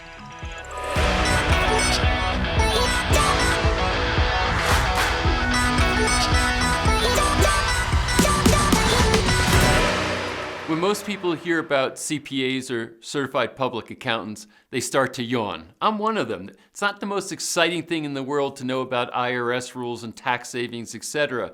But there's so much that people don't know when they're working for a paycheck to going to be self-employed and understanding how you can create entities and you can start to deduct things like your car and your computer, and if you're paying rent or if you're paying a mortgage, sections of the place where you live that you're using for work, etc. You could be making the same amount of money self-employed as you were working for a paycheck, but because of the tax savings, you're actually making a lot more money. So there's a lot to know about this world when you're making the shift from working for a paycheck to working for yourself and creating your own income. And there's a lot of advantages there. So I have a conversation here that can be worth a lot of money for you when I talk to John Briggs. So enjoy this interview. Greetings. We're about to have a very important conversation. Why? Because one of the things that every entrepreneur, and when I say entrepreneur, I'm talking about somebody who is responsible for their own income, meaning that they don't go to work and get a paycheck, but they actually work as a contractor or start their own business on whatever scale, whether they're a solopreneur or somebody that scales something bigger. Something that you should know is that there are tax ramifications, and quite frankly, there's positive tax ramifications, meaning that if you take two people, one is a W-2 employee that makes $50,000 a year, and one is a self-employed person that set up an LLC or an S Corp, or we'll talk about the varying entity types, and makes $50,000 a year. The person who is self-employed is going to keep a lot more of that $50,000 because of tax advantages that they have. So every good self-employed or entrepreneur or contractor needs to have an accountant, a CPA, who understands these things and who can absolutely get the maximum tax advantage so they pay the least amount of tax and keep more money in their pocket. And that person, as far as I'm concerned, is John Briggs. So John, thanks for spending some time to talk about this. Hey, Patrick, I'm excited to be here. Like you said, people don't necessarily realize that the tax code, 76,000 plus pages, is like 99% written for the business owner, and 1% of it is for the W-2 employee. Not to mention, if we consider tax reform from 2018, they took away even the few benefits the W-2 employees had, and now is even much more favorable to have a business and to be able to play by the rules that businesses are allowed to. I mean, honestly, one of the ways I look at it is I hate this idea because I think the government sucks at spending our money. So I think this is just an idea, an anecdote that helps wrap our minds around this. It's a game, and the government has created the rules for the game. And so now, you know, when you look at rules, okay, this is how I know how to win a game. Well, in this case, the tax code tells us, how do we win at keeping more of our money in our pockets? Mm-hmm. That's what the tax code was written for. People have to realize, I mean, you have companies who spend billions of dollars sending lobbyists to the government to get favorable tax treatment. And the beauty is that whether you're a small business who makes a little bit of money versus these multi-billion Fortune 100 companies, the same rules apply to both. So let them spend the money on the lobbyists and let us just take advantage of what's going on. Yeah, and I think some people would say, but if I'm making so little money, or if it's not, you know, I'm not a $1 billion company, I'm not even $1 million company, you know, are there advantages for me? And I think, you know, the answer is, yeah, I can speak from my own experience, but you can speak to this, is that, you know, you can write off things like if you rent a portion of your rent, if you have a home, you know, a portion of your mortgage payment every month, or if you have a car, if it's leased, or, you know, you can write off a portion of that. So why don't you maybe walk down and let me give you a little bit of context, because of course some of this stuff will matter. But what we're speaking to mostly in this series are people who either maybe had a little bit of a side hustle, maybe they drove Uber on the weekends, whatever, and now they need to expand it to something more, or people that were W-2 employees that are now saying, my job has gone away. And I'm not going back. Either I'm choosing not to go back, or they're not having me back. And therefore I have to, you know, figure out my own path to start generating income. So the question, I guess, is how should they set up as far as entity structure? And then what are some of the immediate tax things they can look at? Yeah, I think the most important thing we have to realize here is when it comes to these rules, this game the IRS and the government created for us, is we have to at least make an attempt to be in business, right? I do have to say this as a caveat because I've experienced this earlier in my career where I had people come up to me and they're like, yeah, I joined this MLM, I'm paying $80 a month, and now I get to write off all this stuff. And I'm like, yeah, and that's awesome, but you have to make an effort at it. So these side hustles you're referring to, that's an effort. People are hustling, hence the word, right? So I just want to throw that out there. The IRS does expect you, as part of their rules, that you're making an attempt. Now, that doesn't mean you have to be profitable. Mm-hmm. It just means you have to be making some sort of attempt. I remember back in the day, the movie Avatar with the blue people. Yep. I had read a report, whether it's true or not, the outcome is true. Supposedly they spent like 5 years just developing the technology to film that movie. Well, guess what? That's a business expense. That means for 5 years, they had zero income and a crap load of deductions. Mm-hmm. So I let people know, because sometimes they worry like, well, I don't have any income for these expenses. It's not the income, it's the effort. Now, if you are going to make an effort, one of the things to demonstrate you are making an effort is you actually set up an LLC at a minimum. So there's lots of weird terms out there when it comes to entities that people may not be familiar with.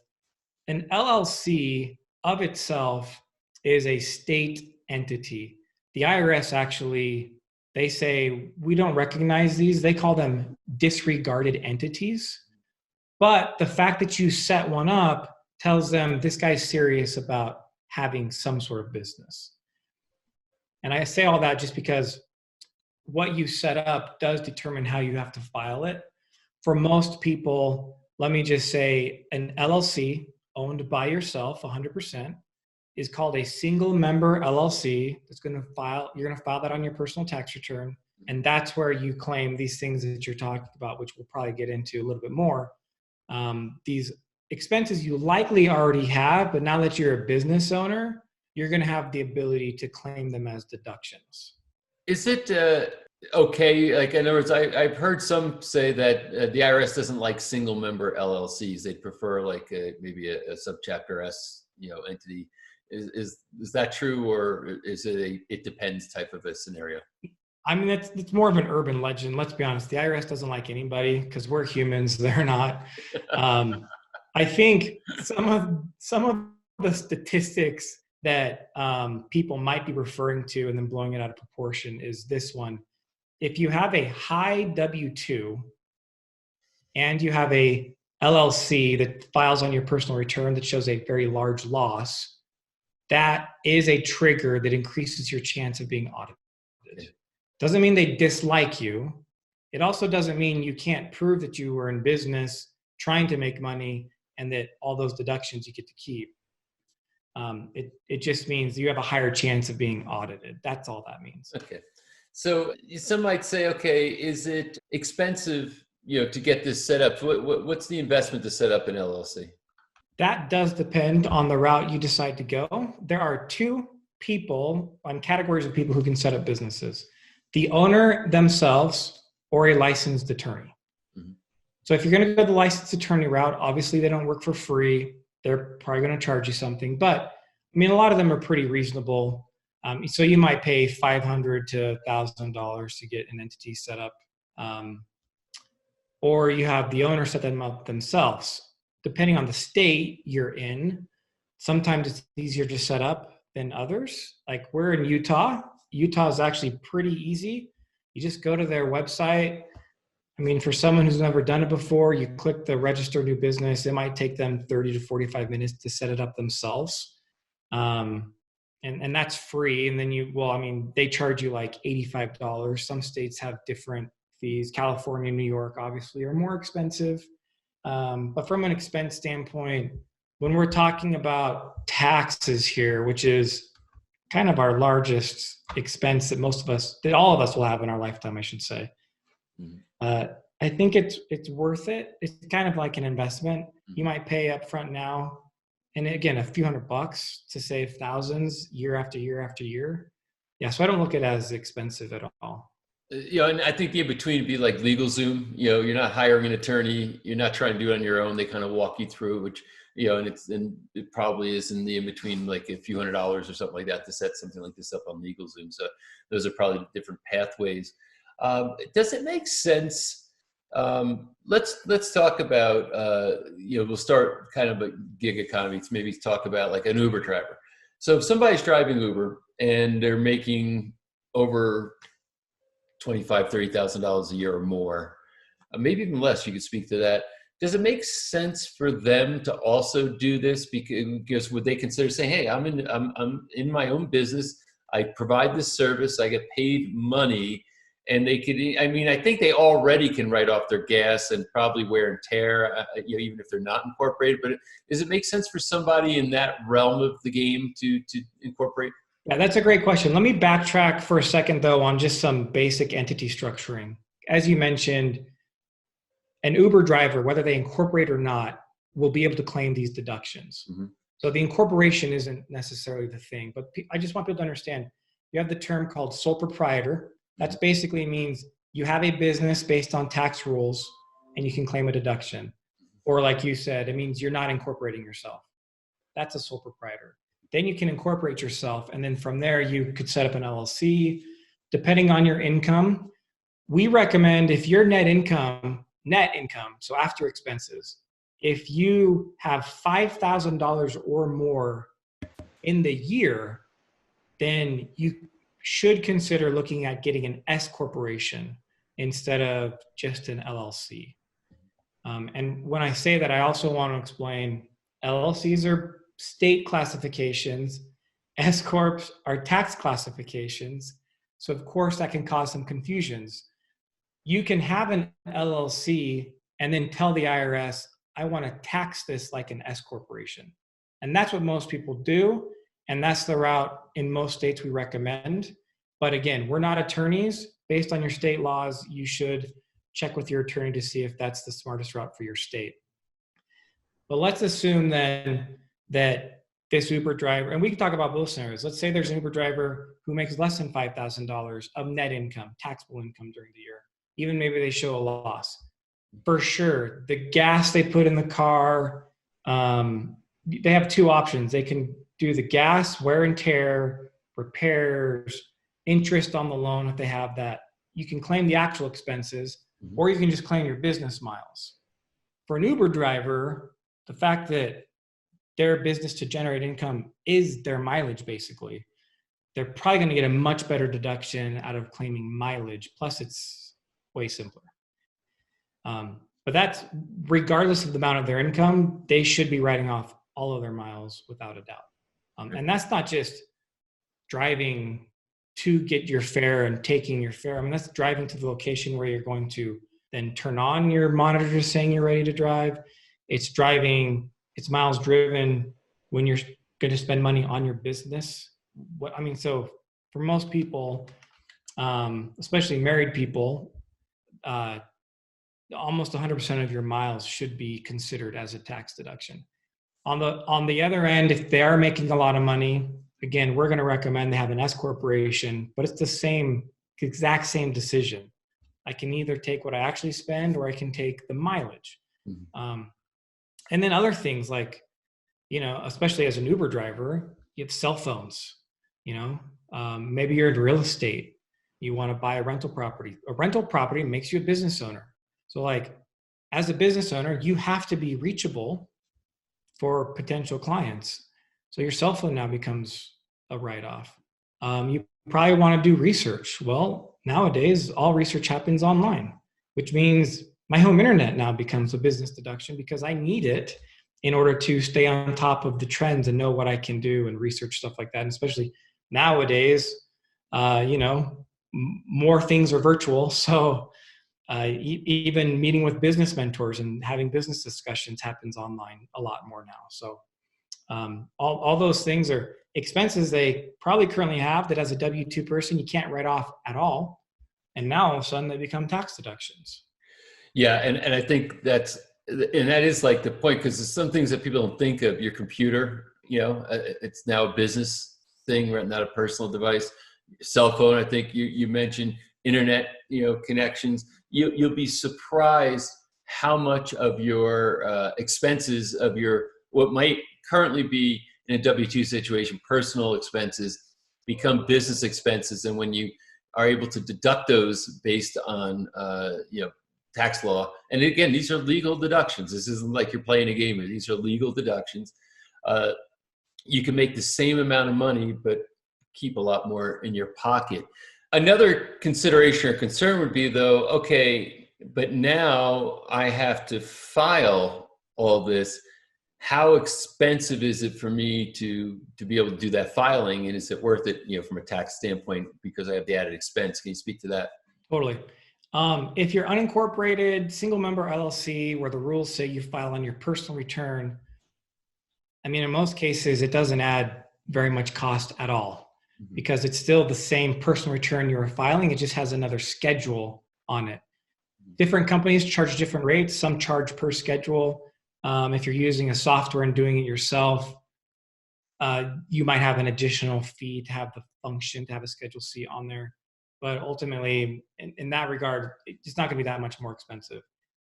If you make enough income, which again, we're saying $5,000 of net income or more, you should consider an S Corp. Yes, the S Corp is more expensive, but that's why I'm suggesting it at $5,000. Because the tax savings on just running $5,000 of taxable income through your S Corp, you save more in taxes than you would likely in paying a professional to just take the headache off your plate. So again, it kind of varies. And obviously accountants charge different fees. You have some that are super expensive, others that are super cheap. But ultimately, again, we got to look at this from a standpoint of we're investing in decreasing our largest lifetime cost. And those expenses that you can now write off that you didn't have before, they add up. But certainly if people have questions, you should reach out to your accountant or an accounting professional who's really smart at these things, and just run your scenario by them, and they can give you a really good idea if it's going to be worth it or not. Terrific. So you said that the milestone might be like over $5,000 of net income. Is that because if I'm somebody now saying, okay, I've never done this before, but I'm getting ready to, and I'm going to get on the path. I have found this way to do some work online, maybe through some of the things that they've learned here, or other type things where they can generate income working for themselves. And it might even be a combination of things. Maybe I'm going to do some of this and I'm going to do some of this, and it adds up to a certain amount of money. At what point, do I decide to pull the trigger and do the incorporation? And I guess, tell me if I'm interpreting properly, but at a point where you're going to have more than $5,000 of net income from your activities? Yeah, the answer lies in with the way the single member LLCs work and the way S Corps work. Again, like we mentioned before, I'll reiterate, one of the ways to show the IRS you mean business, literally, because you have a business, is that you set up an LLC. That doesn't complicate your tax filings at all. So we recommend doing that from day one. Just, I'm going into business. I'm going to try to make a go at this. Set up your single member LLC. Then as the year progresses, as your income starts coming in, then you can make the decision to say, you know what, I'm making enough now. I am going to tell the S, hey, please tax me as an S corporation. If you end up not making money in the first year or the first year and a half or so, you still have business deductions. So you still want to claim those, and you still want to have the LLC to help you, show that you're trying to make an effort at this. You don't have to make an election to be taxed as an S corp until you're ready to do that. Mm-hmm. I mean, there are some, obviously the tax code is 76,000 pages. So there are some intricacies in there, but in general, you can wait until you actually have taxable income before you have to go down the route of complicating things with an S corporation. And as you said earlier, you can, it could be that you're making some efforts. And incidentally, the cost of incorporating is deductible, right? Whatever expenses there are, you can deduct that. If you're buying programs, like, if they ended up buying this particular program, that's a business expense, where for a W-2 employee, it would not be. Every time you buy a book, every time I look at, what I call office supplies, because I work at home. One thing I buy on a regular basis is a 5-pound bag of organic macadamia nuts that I keep in my office, and that's my office snack that I eat out of this bowl right here. And it's $105 a bag, but I write that off as office supplies. If I was a W-2 employee, I wouldn't be able to do that. So you start to recognize the varying things that are a part of your current lifestyle become business expenses when you start to become your own business, and you can lose money at it, as you said. I had. It's actually an interesting question. I had so one of my hobbies. I'll give you an example of how this works. And if I shouldn't be saying this publicly, tell me. We'll cut it out. But one of the things is that, hey, a passion of mine is wine. I'm a wine collector. My wife and I travel. We go to varying wine regions in the world, and we did even make a wine reveal docuseries. So that really put us in the wine business. But prior to that, my wife and I had a wine blog. So we set up the blog, we put it out there. We would go to varying places. We would film little videos and post them on the blog, etc. We never were able to figure out how to monetize and make money from the blog, but we were able to write off our trips, our wine tastings, and some of the wine that we were representing in the blog as a business expense, as compared to saying it's a personal expense. And we made a real effort, to go out and see if we can get traction with this thing. That was a hobby that we wanted to turn into a business, but it never ended up getting traction. But I was still able to take the deductions along the way. So that's I guess another example of what you're talking about here. Absolutely. I have a few other examples just to let people see kind of the opportunities here, because for sure, your travel, if there's a business purpose related to your travel, then you need to consider writing off at least some of it. But in most cases, most of it is deductible. I had a client move to New Zealand. And what do they do in New Zealand? They started a blog, how do you have a better relationship with your children doing adventures? So all the expenses of moving to New Zealand and living there for a time, all the expenses of the adventures themselves, all became content for this blog that he tried to, use to generate revenue. I've had other clients who decided to Airbnb their house for the year, buy a motorhome, and just drive around the United States or North America and write about it. He's an author, right? And you don't have to have a lot of book sales to be considered an author, but he published content, written off. And then the one other thing you said was about you don't have to make money. I have some clients who they buy houses with the general idea to flip them, but then some of the houses they end up really liking, so they keep them for rental properties. So they theoretically have two businesses. They have a buy and hold rental business, and they have a flipping property. And they've been my clients for now like 8 years. And we're talking like a sizable amount of income, like 7 figures plus. They have not paid a single dollar in tax in the last 8 years because of the game that the IRS created with the tax code. Yeah, for sure. Down the road, when these rules of the game change in the sense of the depreciation, things like that, they will eventually pay taxes. But they've kicked that tax can down the road for 8 years. It'll end up being 15, 20 years by the time they actually have to pay taxes. And then there's rules and things they can do even at that point to avoid like future capital gain stuff. So yeah, guys, you don't have to make a profit, like money left over, in order to have a business. You just have to show you're making an effort.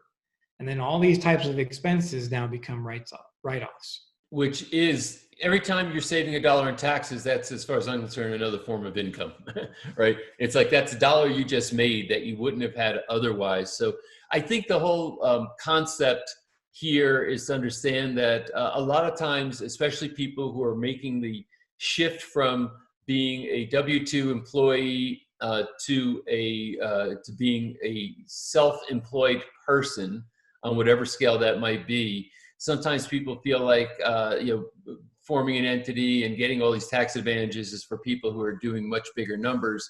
And I think hopefully from this conversation, the takeaway is that's not true.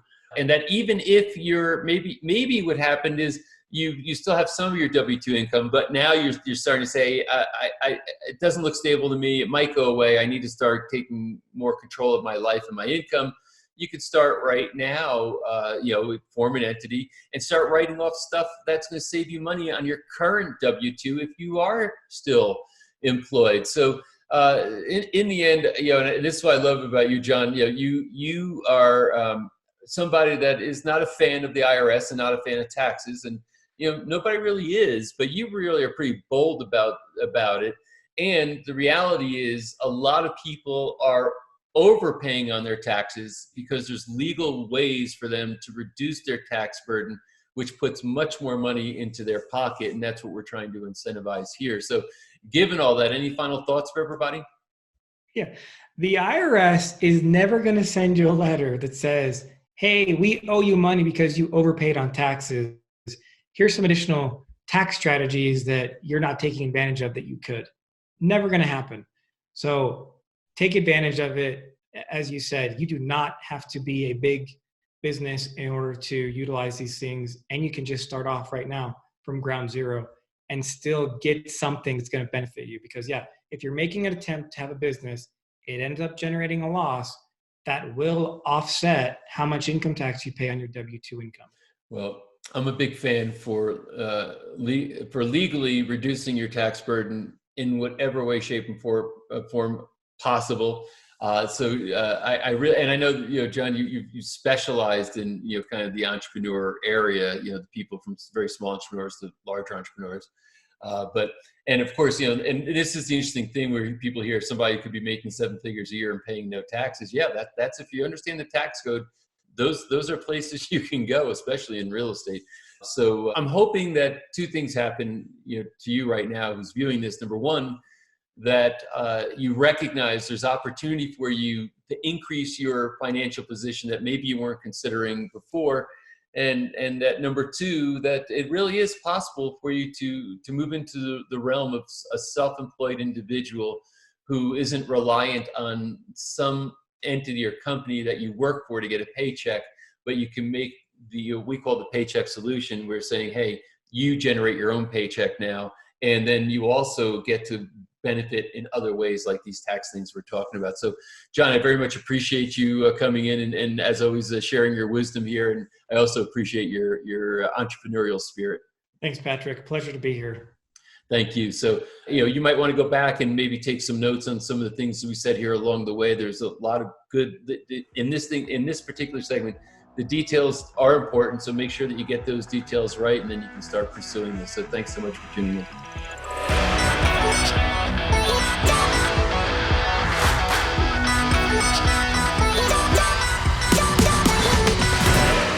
That's it for episode 3. Thanks for being here. We still have a lot of content to cover, so I'll be seeing you in episode 4.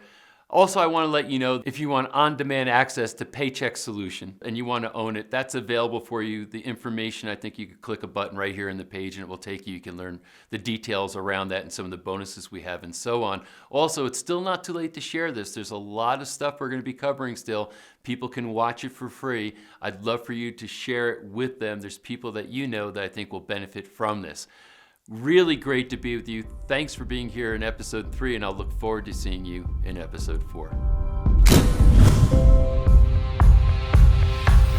One of my buddies, he'd called me and he's like, oh, dude, I just got fired from my job. I'm like, congratulations. He's like, no, I don't think you heard me. I got fired. Yeah, no, I totally heard you. And congratulations, because now it actually is going to open up room for you to do what you finally have wanted and been talking about. We're realizing that maybe the institutions that have been built around us, that we built, are not serving humanity in a way that it's a time to really disrupt. But it's also a catalyzing moment for us individually to lean into our own sovereignty. What are we truly here to do? And a lot of times it's probably not what you were doing before. The universe has even more in store for you than you can imagine.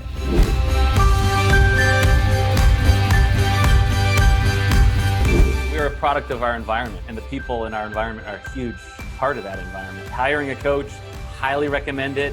I mean, you could read a book, you could attend a seminar, you could study a program online or something like that, but actually having somebody holding your hand, walking you from where you are to getting the result that you want, that's the best. Usually if people are not taking action, it's because they're scared. And if people are off track or not taking action, let's take a deep dive in. What's going on? What is it that you're scared of? Instead of taking this path, which is scary, maybe we take this path, which might be longer or more winding, but feels safer, or we just work through and resolve that fear and zip right through.